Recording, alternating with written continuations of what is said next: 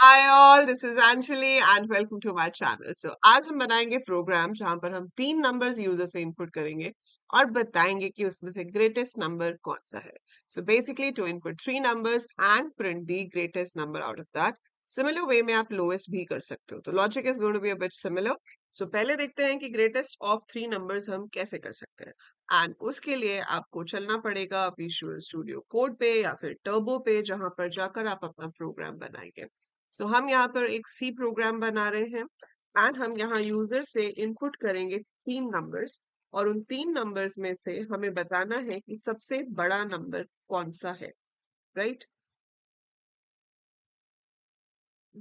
तो वेरिएबल्स के नाम आप कुछ भी ले सकते हो। मैंने ले लिया है n1 n2 n3 and now I am going to ask for the numbers. तो हर प्रोग्राम इसी फ्लो में चलता है कि पहले आप इनपुट लेते हैं, फिर आप प्रोसेसिंग करते हैं और फिर आप अपना आउटपुट देते हैं। तो मैंने यहाँ पर उनसे पूछा कि एंटर 3 नंबर्स।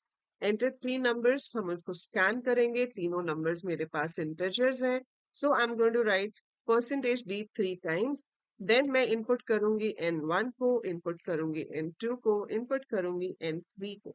एंड अब लगेंगे आपकी कंडीशंस। तो यहाँ पर कंडीशन क्या होगी कि अगर n1 n2 से बड़ा है एंड n1 n3 से भी बड़ा है। ये जो मैं कर रही हूँ ये लॉजिकल ऑपरेटर यूज करके कर रही हूँ, मैं यहाँ पर एंड का इस्तेमाल कर रही हूँ। मैं अभी आपको ये सेम चीज नेस्टिंग ऑफ इफ एल्स से भी कराऊंगी। सो दो तरीके से मैं आपको करके दिखा रही हूँ। पहले एक तरीके से करते हैं, फिर हम करेंगे नेस्टेड इफ एल्स को कैसे करते हैं। सो अभी इसमें हम एलिफ यूज करेंगे। हमने चेक किया कि क्या n1 n2 और n3 दोनों से बड़ा है। अगर वो दोनों से बड़ा है तो सिंपली प्रिंट कर दिया जाए कि percentage d is greatest. So percentage D is greatest, और वो परसेंटेज डी कौन होगा? n1। सिंगल स्टेटमेंट है तो मैंने यहाँ पर कर्ली ब्रैकेट्स नहीं लगाए। इट विल नॉट मैटर, पर अगर आप आदत डाल लेते हैं लगाने की तो आप हर जगह पर लगा सकते हैं, कोई प्रॉब्लम नहीं है। So n2 greater than n3 and n2 should be greater than n1 also. So अगर आपका n2 दोनों से बड़ा है n3 और n1 से, इसका मतलब है कि ग्रेटेस्ट नंबर n2 हो गया। So percentage D is greatest, और यहाँ पर हम परसेंटेज डी के लिए वैल्यू दे देंगे n2 की।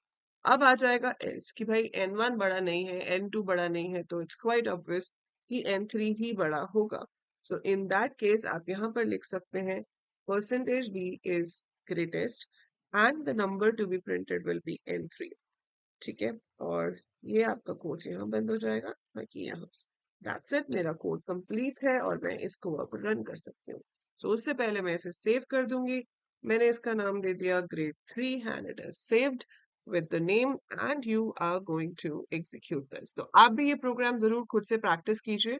प्रोग्राम बनाने के बाद आप अपनी लिंक्डइन प्रोफाइल पे शेयर कर सकते हैं, tag me with the name Anjali Luthra. You can tag me on Instagram also when you write your C programs, right? So enter 3 numbers it is asking. मैंने enter किया 56, मैंने enter किया 90, मैंने enter किया 87, and I press enter तो वो show कर रहा है कि 90 is greatest। तो आप कोई भी 3 नंबर इनपुट करो वो आपको उसका ग्रेटेस्ट नंबर बता देगा।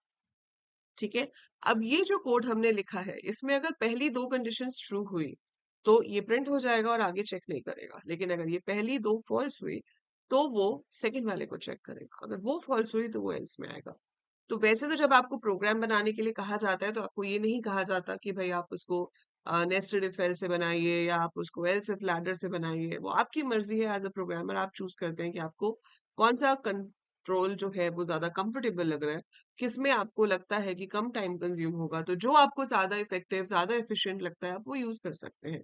मैं आपको यहाँ पर दोनों तरीके से बता रही हूँ क्योंकि मेरा काम है आपको ऑप्शंस बताना।